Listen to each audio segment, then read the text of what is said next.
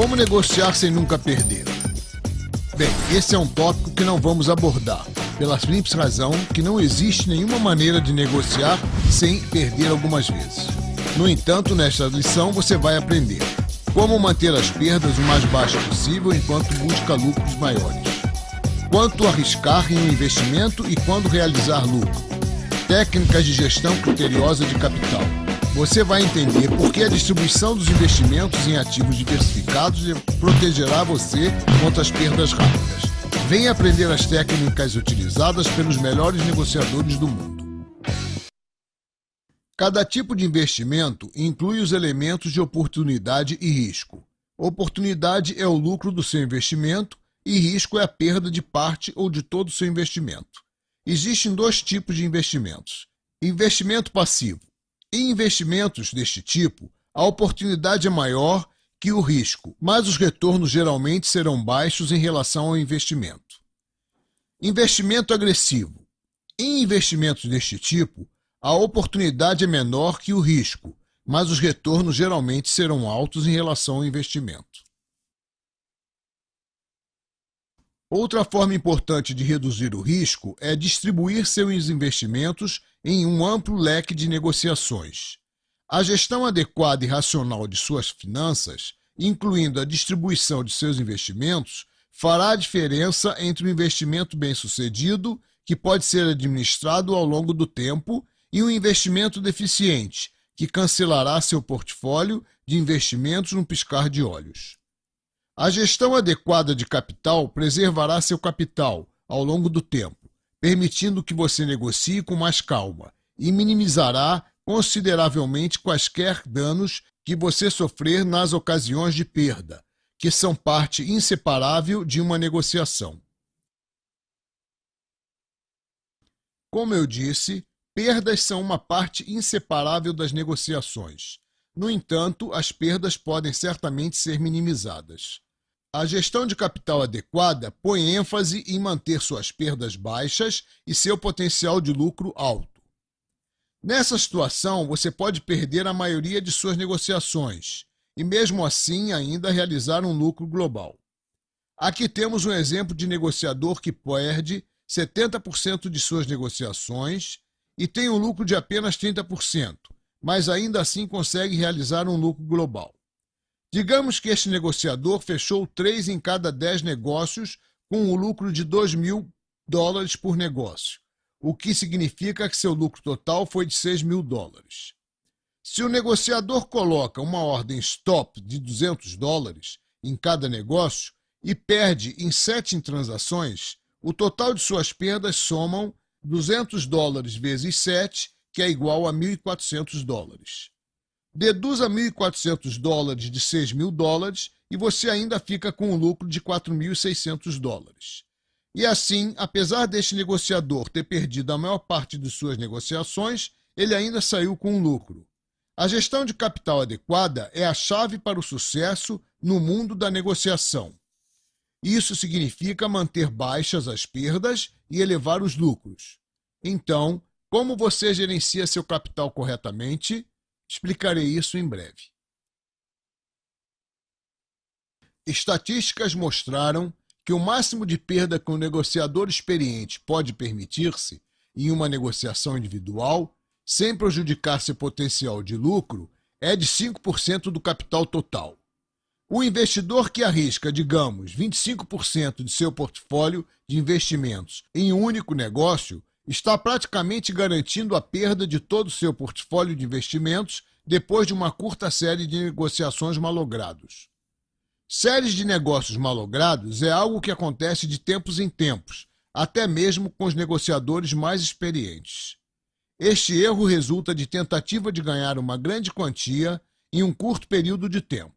A ganância é a pior inimiga do negociador. A gestão adequada da exposição pode ser implementada com base em uma de duas regras. Investimento estável com riscos baixos, usando a estrita regra de 5/15 para a gestão de risco. A regra de 5/15 refere-se à porcentagem de investimento em uma única negociação, em relação à porcentagem de investimento de todo o portfólio. Por exemplo, se o investidor tem uma conta de $10.000, ele pode se permitir arriscar até 5%, ou seja, $500, em qualquer negociação individual e até $1.500 de todo o portfólio. Em outras palavras, se o investidor arriscar $500 em um único negócio, ele pode abrir no máximo outros 2 negócios ao mesmo tempo, com um risco adicional de 10%. O risco total de todas as posições abertas não deve ser superior a 15%. Negociação agressiva com alto risco. Isto envolve a regra 10/30, mais tolerante ao gerenciamento de risco.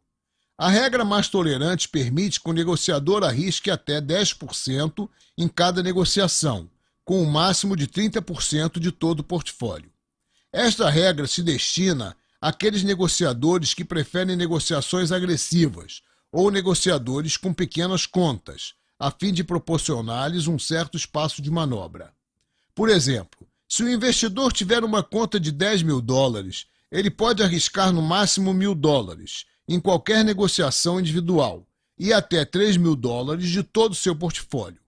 Em outras palavras, se o investidor arriscar $1.000 em uma única negociação, ele pode abrir no máximo 2 outras negociações simultâneas, com o risco adicional de 20%, com risco total para todas as negociações de no máximo 30%.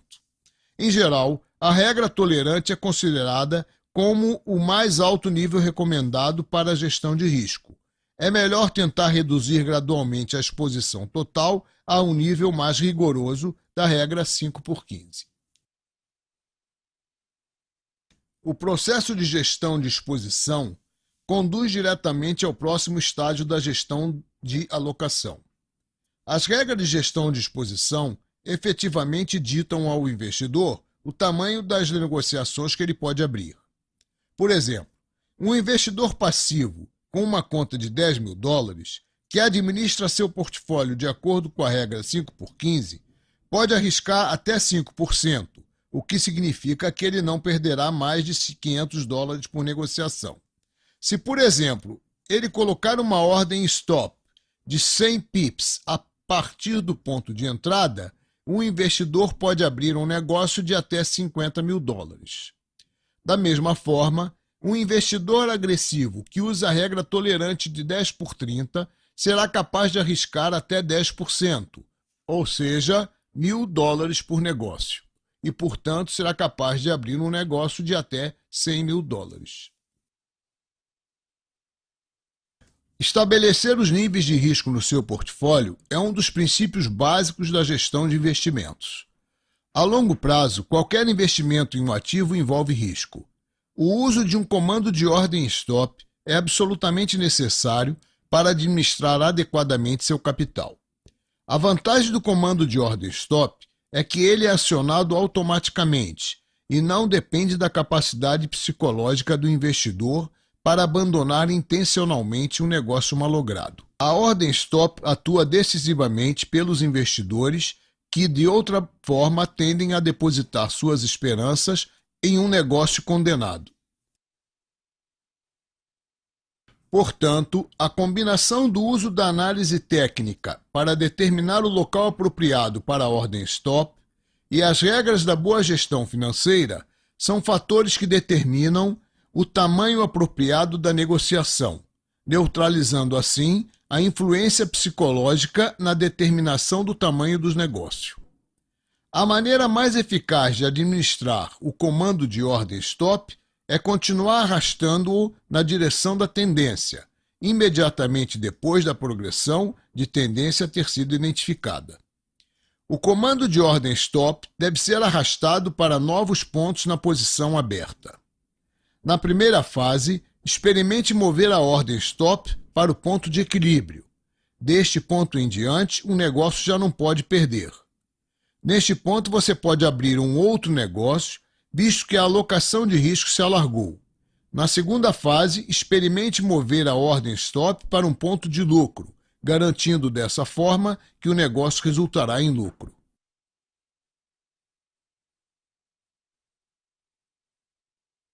Método Take Profit, realizar lucro. Ao abrir um negócio, é importante definir um ponto de saída, na qual os lucros serão realizados.